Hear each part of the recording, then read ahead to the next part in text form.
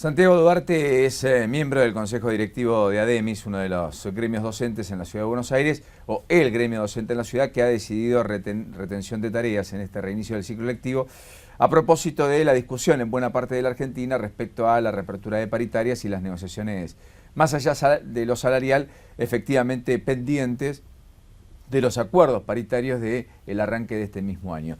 Santiago, el gusto de tenerte. Bienvenido. Buen día. Buen día, ¿qué tal? Bueno, básicamente es para plegarse por los reclamos en el resto del país, o cuestiones internas de la ciudad también hacen que ustedes vayan al paro. Bueno, las dos cosas. Hoy hay una jornada de lucha docente nacional. Eso quiere decir que en todo el país hay distintas modalidades de lucha. Por ejemplo, la provincia de Buenos Aires ha decretado un paro de 48 horas. En la Ciudad de Buenos Aires nosotros decretamos un cese de tareas por el día de hoy para movilizar al Ministerio por algunos reclamos particulares de la ciudad y para movilizarnos desde el Congreso a Plaza de Mayo al mediodía por reclamos que son nacionales. La situación educativa nacional merece un análisis bastante extenso y en la capital tenemos algunos problemas particulares. Salarialmente el problema está en todo el país. Hay algunas particularidades en provincia, algunas particularidades en capital, pero el problema salarial recorre todo el país. En capital, por ejemplo, se suma el problema de que venimos de la inscripción online, que ese problema todavía no se cerró y amenaza con continuar y con agravarse el año que viene. Está el problema de la evaluación educativa que pretende implementar el macrismo. Está el problema de... ¿Ustedes en ese punto se oponen a la idea de una evaluación a los docentes? Nosotros ya tenemos una evaluación docente que, ¿quién la hace? Que se hace dentro de la escuela, que se hace con los directivos, con los compañeros. Es una evaluación, los propios docentes. Se hace una autoevaluación primero y después se comparte eso con los directivos. Pero no parece el mejor sistema autoevaluarse, ¿no?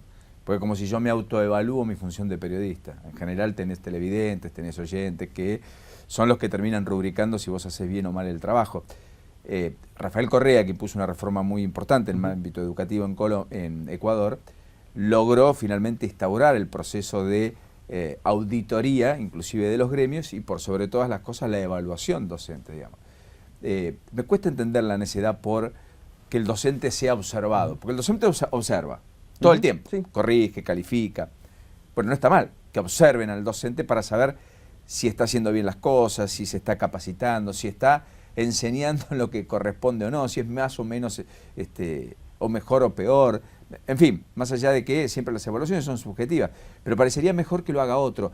Ahí es donde yo encuentro un punto, desde el acompañamiento en el reclamo salarial, de infraestructura, de cuestiones que hay que inexorablemente mejorar, muchos encuentran resistencia a acompañar a veces al reclamo docente por estas cosas. Bueno, nosotros no nos oponemos a la evaluación docente en sí. Nos oponemos a la evaluación docente que pretende implementarse. Por eso yo empezaba diciendo que ya somos evaluados nosotros. Nosotros somos observados en las clases por los directivos, puede venir el supervisor a observar qué es lo que hacemos, entregamos las planificaciones, eso tiene correcciones, se comparte con el resto de los miembros de la escuela y se discute y se rearma. No es un problema corporativo, sino un problema de que la evaluación que se pretende implementar es una evaluación externa que pretende culpar a los docentes de los problemas que hay en la educación, problemas que existen, pero cuyos responsables no somos los docentes. ¿Por qué digo que se pretende culpar a los docentes? Porque evidentemente hay problemas en el nivel del alumnado, en los conocimientos que uno pretende que adquieran, pero esos problemas sobrepasan la labor docente. De hecho, muchos de nuestros reclamos tienen que ver con eso.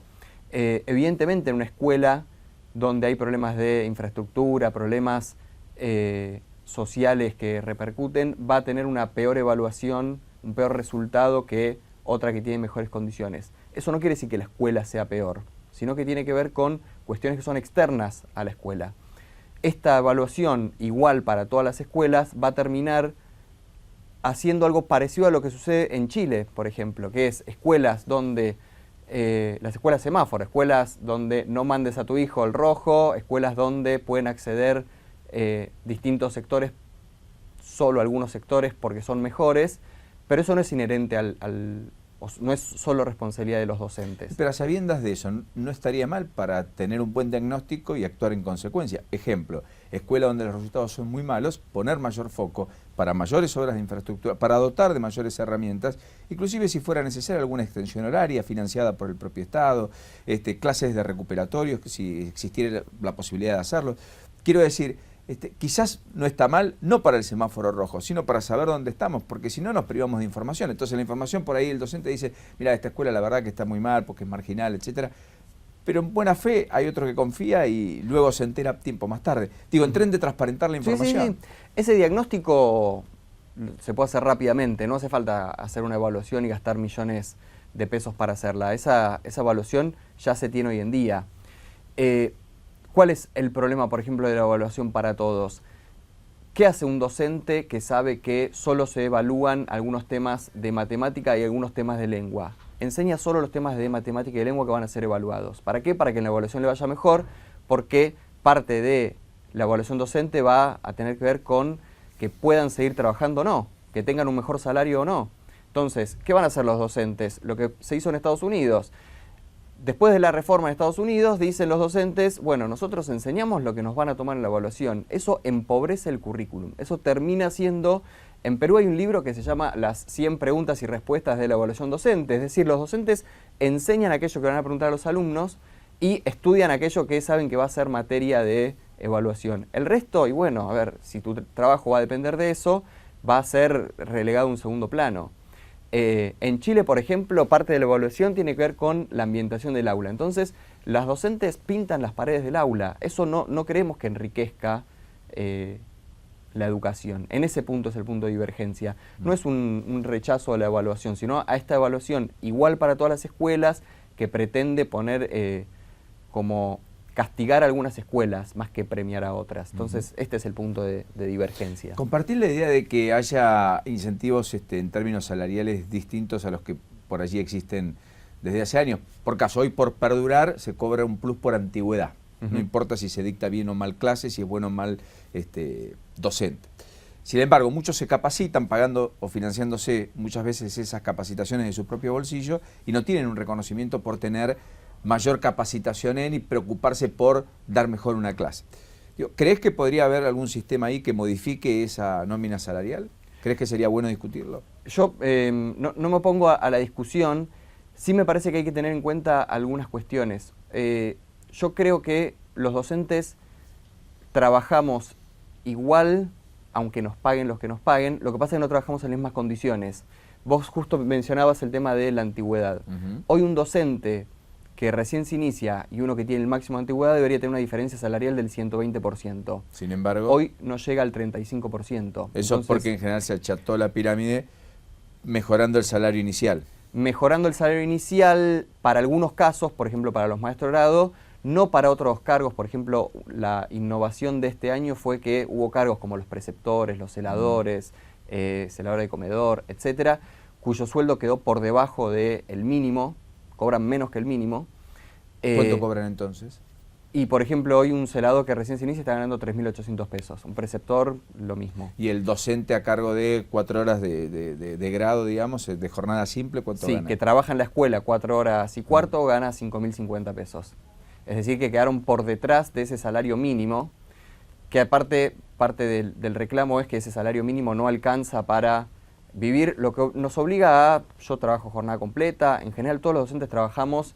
Eso es un mal endémico ya de la educación desde hace años, ¿no? Entre 8 y más horas, y eso también repercute en... Te atenta a la calidad. Más que el incentivo de salario, repercute que si yo tengo que estar 8 horas en la escuela, más el tiempo que tengo que dedicarle fuera de la escuela, más mi familia, termina siendo muy poco el tiempo que uno tiene para esto que pedíamos antes, mejorar las prácticas, repensar lo que uno hace, corregir. Sí, entre pensar los exámenes, prepararlos, corregirlos, simplemente haciendo casi lo que mecánicamente un docente hace, se te absorbe buena parte de la vida, ya no el tiempo. Sí, esto de esta famosa frase de los 3 meses de vacaciones y las 4 horas, no es cierto. Primero porque es 1 mes y medio de vacaciones, pero sobre todo porque las 4 horas de clase... No son 4 horas. No son 4 horas.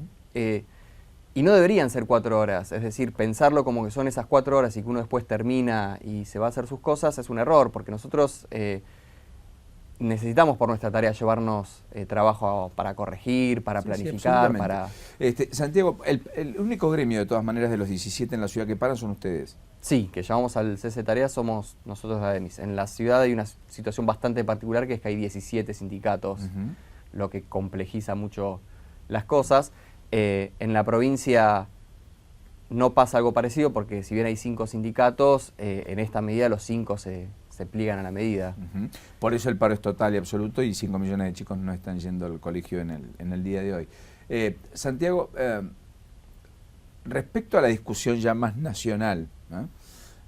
¿Vos crees que el Ministerio de Educación de la Nación debería tener un rol más importante? Porque en general fija el piso salarial que después garantiza con aportes nacionales si alguna jurisdicción no llega a pagarlo. Pero ahora que es prescindente del sistema educativo y de la cuestión salarial, digamos. ¿Vos crees que ese proceso que en los 90 descentralizó la educación y la provincializó debería revertirse? Bueno, yo creo que la tarea educativa nacional es centralizar el sistema educativo con un financiamiento único. Hoy el sistema no solo está provincializado, sino que está municipalizado en algunos casos, y el rol del Ministerio de Educación es bastante pobre en esa materia. Más allá de, no sé, el canal Paca Paca, la verdad que en materia educativa, en las escuelas, ninguna escuela depende del Ministerio de Educación. Incluso fija un salario mínimo que no se paga en casi ninguna provincia porque el salario mínimo que se fijó fue tan bajo que todo el mundo está por encima, por lo cual no tiene necesidad de pagar y financiar.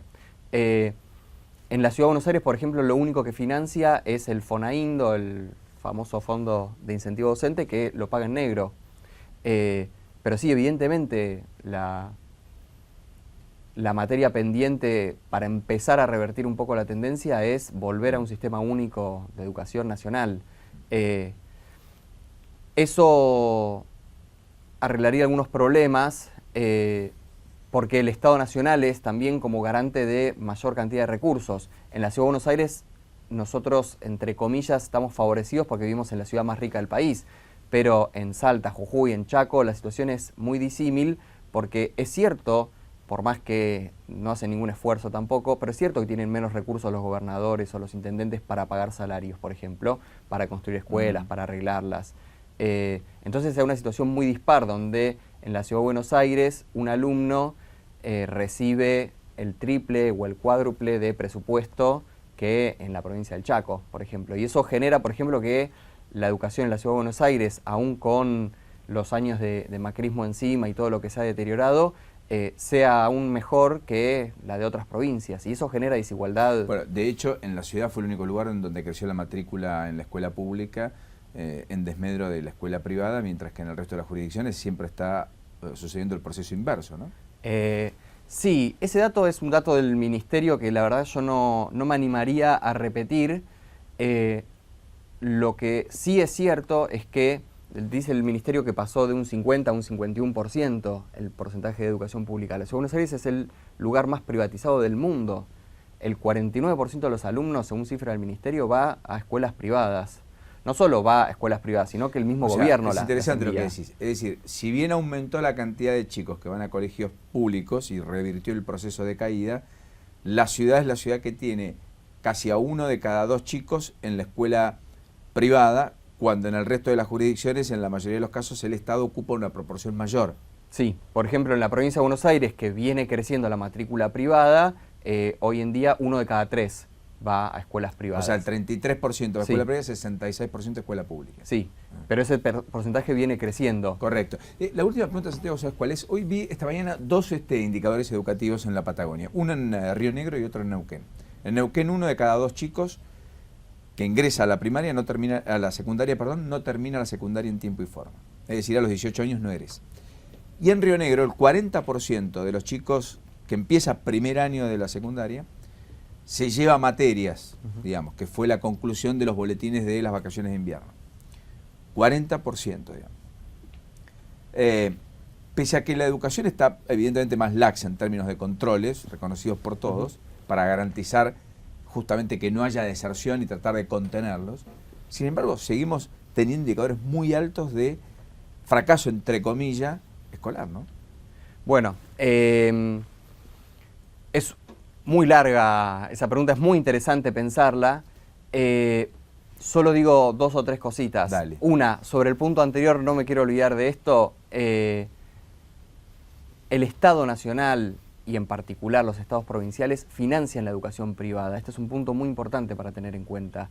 El gobierno de Macri le envía 2.000 millones de pesos durante este año para financiar escuelas privadas. Esto es parte de que la matrícula... plata no habría tanta matrícula privada, eso querés No decir. habría tanta matrícula privada y además termina no solo abaratando las cuotas, sino fomentando el mismo Estado que vayan a instituciones privadas. Esto por un lado.